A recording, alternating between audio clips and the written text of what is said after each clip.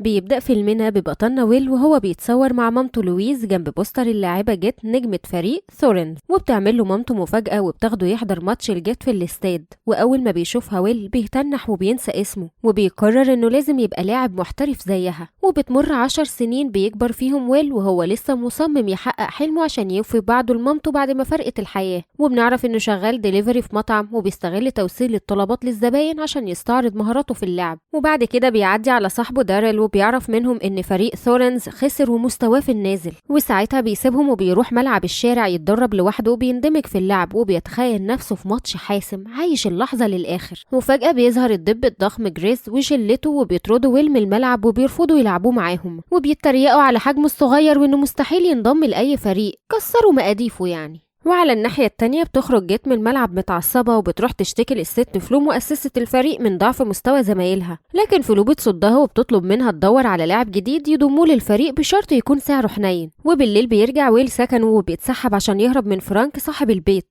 بس فرانك بيقفشه وبيديله مهلة لبكرة عشان يدفع الإيجار المتأخر. فبيدخل ويل أوضته محبط وبيقرر يبيع كوتشي غالي عليه من ريحة باباه عشان يدبر قرشين للإيجار. وبياخد الكوتشي المحل الأحذية وبيقابل النسر اللي بيستغل زنقته وبيشتري الكوتشي برخص التراب، وعشان ويل مزنوق بيضطر يوافق وياخد الفلوس. هي الدنيا كده دايما بتيجي على الغلابة. المهم بعدها بنشوف الحصان ماين بيتحدى الجميع في ملعب الشارع، وهنا بيقرر ويل ياخد فلوس الإيجار عشان يراهن بيها ضد ماين يمكن البلية تلعب معاه. وبيدخل ويل الملعب بقلب جامد وبيتحدى ماين اللي بيستلمه تريقة وسخرية عشان هو معزة. وفي البداية ويل بيفاجئ الجمهور وبيسجل أول هدفين، وساعتها الجمهور بيحتفل وبيفضل يصور ويل، لكن يا فرحة ما تمت ماين بيتعفرت وبيقلب الماتش في ثانية وبيكسب التحدي وبياخد الفلوس من ويل وبيرميها في الهوا. كتر خيرك يا أصيل. وبالليل متأخر بيرجع ويل وهو ايده فاضية وبيكتشف ان فرانك أجر الأوضة لحد تاني، وبيلاقي حاجته مرمية في الشارع. اتشرطت يا قليل البخت. فبيزعل ويل وبيلم عزاله وبيمشي يروح يبات عند صاحبه داريل وبيحكي له بانفعال على الطردة التمام اللي أخدها. وفي الآخر بيترمي ويل على كنبة مليانة كراكيب عشان ينام وهو بيقول بكرة ربنا يعدلها. وتاني يوم بيروح ويل على الشغل وهناك بيلمح عربية فخمة جدا راكنة قدام المطعم شكلها بتاعت حد تقيل. وأول ما بيدخل ويل المطعم بيلاقي الست فلو شخصيا قاعدة مستنياه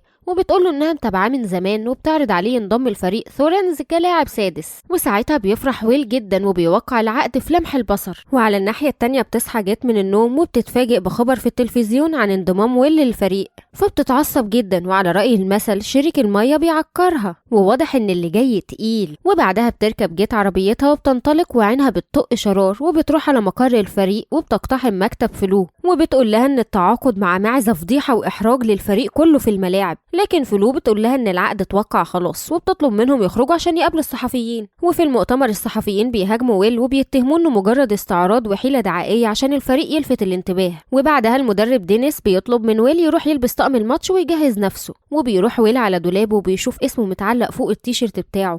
وساعتها بيفتح صندوق اسود وبيطلع منه حذاء جديد وبيبتسم بفرحة ما تتوصفش. وبعدها بيعلن المعلق الرياضي عن ماتش الليلة في ملعب السوبة الزجاجية بين فريق ثورنز وفريق ماجما، وبنشوف المدرجات مليانة على آخرها والجمهور في قمة الحماس. وفجأة بيظهر ويل وهو بيقرب من اللعيبة بابتسامة وبيعرف نفسه وبيسأل جيت بحماس لو هيقدر يلعب معاهم الليلة، لكنها بتطنشه وبتمشي. وبيبدأ الماتش من غير ويل اللي بيفضل قاعد على دكة الاحتياطي. جت الحزينة تفرح صحيح، وكل شوية يسأل المدرب وبيقول له هتنزلنا نلعب امتى يا كابتن. وفي الوقت ده لاعيبة ثورنز بياكلوا علقة تمام في الملعب، ورغم الإرهاق الشديد جيت بترفض تخرج ترتاح وبتصمم تكمل الماتش للنهاية. وعلى أرض الملعب اللعيبة الكبار زي مودو وأرتشي بيقعوا واحد ورا التاني. وساعتها ويل بيلاحظ خطة الفريق الخصم وبيقترح خطة دفاعية على زمايله بس ولا حياة لمن تنادي، وبينتهي الماتش بخسارة ثورنز للمرة الثالثة على التوالي. وتاني يوم الصبح بنشوف جيت بتتدرب لوحدها في الملعب وبتسدد كور من مسافات بعيدة، وفجأة بيظهر ويل وراها وبيطلب يلعب معاها، فبترفض جيت وبتقوله ان ده تدريب خاص وبتسدد كورة بتجيبها في الشبكة بالملي. فبيستفزها ويل وبيقول لها ان دي ضربة حظ، وساعتها دمها بيتحرق وبتتحداه. وبيمسك ويل كورة وبيسددها من مسافة أبعد عشان يعرفها مقامها أحسن.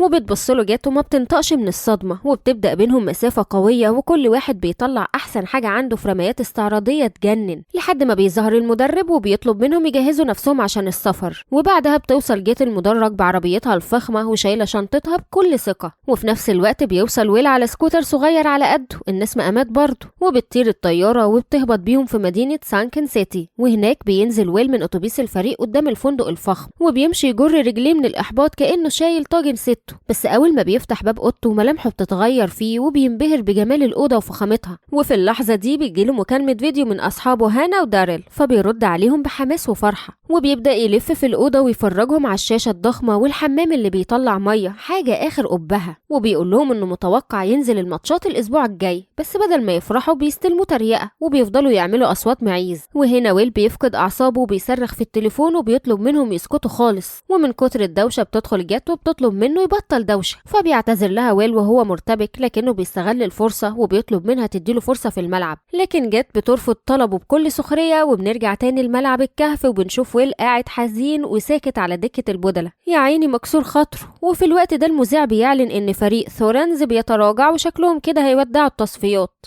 ومن ناحية تانية الماتش شغال نار وجيت بتتدخل بقوة، لكن فجأة الحكم بيصفر خطأ ضدها، وساعتها جيت بتتعفرت وبتقرب من الحكم وبتزعقله اللي بيطردها من الماتش خالص، ودي كانت ناقصة. وهنا المدرب بيدور على أي لاعب بديل وما بيلاقيش قدامه غير ويل، وأول ما بينزل ويل الملعب بيلاقي اللاعب شادوز التمساح الضخم واقف في وشه وبيخبطه بالكرة وبيوقعه على الأرض. وبعد شوية ليني لاعب ثورنز بيرمي الكرة لويل اللي بيستلمها وبيهرب ببراعة من هجوم كاسح للغوريلا والأسد، وبيسجل أول نقطة، والملعب بيولع باحتفالات الجماهير. لكن فريق شادوز بيهجم بشراسة وبيسجل نقطة تانية، وبعدها بيقع ويل على الأرض وبتفضل الجماهير تضحك وتتريق عليه، اللي تذوق والله. وساعتها بيقوم ويل وبيجمع اللعيبة حواليه وبيتفقوا على خطة، وبيطير الكورة وبيتجاوز دفاعات فريق شادوز وبيرفع تمريرة عالية للزرافة ليني. وساعتها ليني بيطير ناحية السلة، وعلشان يتفادى دفاع الغوريلا بيلف رقبته الطويلة ورا اللوحة الزجاجية وبيسقط الكرة جوه السلة وبيحقق فوز أسطوري لثورنز. وبنهاية الماتش الفريق كله بيحتفل واللعيبة بتشيل ويل على كتافهم وسط فرحة جنونية. وبعدها بتعلن فلو إن ويل هيشارك في الإعلان الترويجي للفريق، وساعتها بتتعصب جيت جدا، لا بقى ده انت طلعتي بغل بقى. وفي استوديو التصوير بتعاند جيت وبترفض تدي الشعلة لويل وبتكلبش فيها، اما انك حربوقة.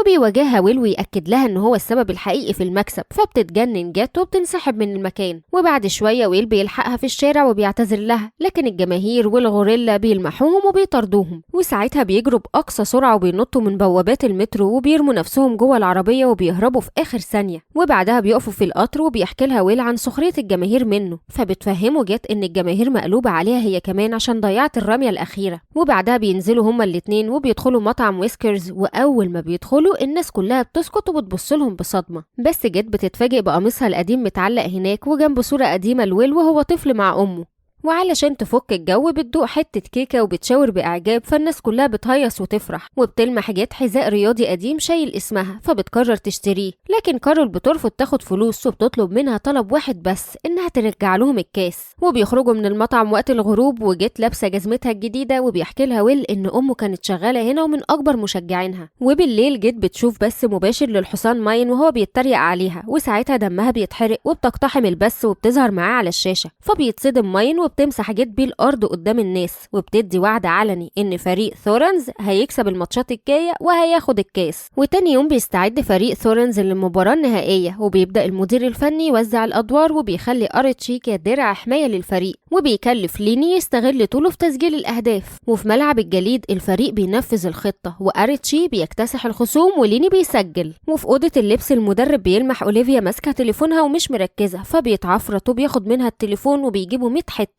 وبيقول لها ركزي معانا شوية يا هانم. ومع الوقت بتبدأ جيت تقرب من زمايلها وتتصور معاهم أخيرا. وبفضل اللعب الجماعي فريق ثورنز بيكسب ماتش ورا التاني لحد ما بيوصلوا ماتش نص النهائي. بس قبل الماتش بتسمع جيت فلو بالصدفة وهي بتأكد بيع النادي، وبتتكلم عنها بطريقة توجع وبتقول إنها لاعبة عجوزة ومحطمة. وهنا جيت بتلاحظ إن ويل كان مستخبي وسمع كل اللي اتقال، فبتطلب منه يخفي السر عن الفريق لحد نهاية الماتش عشان يحافظوا على تركيزهم ومعنوياتهم. وبيبدأ الماتش وبتلعب جيت وهي متشتتة وأنانيتها بترجع تاني، وبيتأخر الفريق بفارق كبير. وبين الشوطين ويل بيترجاها تقول الحقيقة للفريق لكنها بترفض وبتنشف دماغها. وفي الشوط التاني ويل ما بيقدرش يسكت أكتر من كده، وبيجمع الفريق في الملعب وبيقول لهم على قرار البيع. وساعتها جيت بتعترف بالحقيقة وبتبص بتحدي الفلو في المدرجات، وبدل ما تلعب صح وتمرر الكورة لزمايلها بتلعب بأنانية وتحدي كبير، وبتخطف كل الهجمات وتسجل الأهداف بنفسها. وفي آخر هجمة ويل بينط نطة خرافية في الهواء عشان يسجل هدف الفوز الأسطوري اللي بيأهلهم لمباراة الكاس. لكن ويل بيزعل من جيت ومن أنانيتها وبيعرفهم إنه مش هيكمل معاهم في الفريق تاني، وبكده الفريق بيتفكك وكل واحد بيروح لحاله. وفي اليوم اللي بعده بيخرج ويل يتمشى وبيوصل للنادي القديم اللي كان بيتدرب فيه، وهناك بتيجي جيت وبتعتذر له وبتقول له إن ده كان غصب عنها وإنها فعلا مش هتقدر تبعد عن الفريق. وساعتها بيفهم ويل موقفها وبيقبل اعتذارها، وبيقرروا سوا إنهم يجمعوا باقي الفريق ويرجعوا إيد واحدة من تاني. وبيجي يوم المباراة النهائية وبيواجه فريق ثورنز فريق ماين، وفي الربع الأول من المباراة فريق ثورنز بيقدروا يتقدموا عليهم، وده بيخلي ماين يتعصب جدا وبيأمر فريقه إنهم يكسبوا بأي طريقة. ومع رجوع اللعب فريق ماين بيبدأ يتعمد استخدام العنف، ووقتها بيتعرض ماين لويل وبيهجم عليه، لكن جيت بتيجي وبتلحقه في آخر لحظة، وده بيأثر على رجلها وبتتكسر وبتطلع جيت من المباراة، ودي كانت ضربة تقطم الوسط. فبيحاول ويل يرجع لهم ثقتهم بنفسهم وبيطلب من اللعيبة يكملوا وما يستسلموش أبدا. وفعلا لما بيرجعوا الملعب بيقدروا يخلوا النتيجة متعادلة، لكن فجأة لاعب رقم 4 من فريق ثورنز بياخد طرد، فبيبقوا مضطرين يكملوا الماتش وهم ناقصين. وفي اللحظة دي جيت بتتشجع وبتقرر إنها ترجع للمباراة من تاني عشان تسند فريقها. وفي آخر جولة من المباراة بيقدروا كلهم يلعبوا كفريق واحد وكل واحد فيهم بيكمل التاني. وهنا جيت بتمسك الكورة وبتمررها بسرعة وبيستلمها ويل وبيسدد في آخر ثانية، وبيجي الهدف الحاسم اللي بيخليهم يكسبوا المباراة ويفوزوا بالبطولة. وساعتها بيهتف كل الجمهور باسم فريق ثورنز وبيكونوا كلهم فرحانين وبيستلموا الكاس وبيتصوروا بيه، وبيجري ويل على جيت وبيحضنها. وتاني يوم بتتعمل حفلة كبيرة لفريق ثورنز، وهنا ويل بيشكرهم على ثقتهم فيه وبيقول لهم ان ثورنز هيفضل مكانه في القلوب مهما حصل. وساعتها مودو صاحبهم في الفريق بيفاجئهم بخبر غريب وبيبلغهم ان بقى المالك الجديد للفريق، فبيستغربوا كلهم من الخبر وبيعرفوا ان لعب مع فلو على عقد البيع وكسب الرهان وضرب ضربته. فبيفرحوا كلهم ان الفريق هيفضل موجود زي ما هو وهيفضلوا كلهم جنب بعض على طول. وبكده بتخلص حكاية النهاردة، بس حكايات موفي تونز ما بتخلصش. وما تنساش لو بتحب الكرتون يبقى مكانك موفي تونز.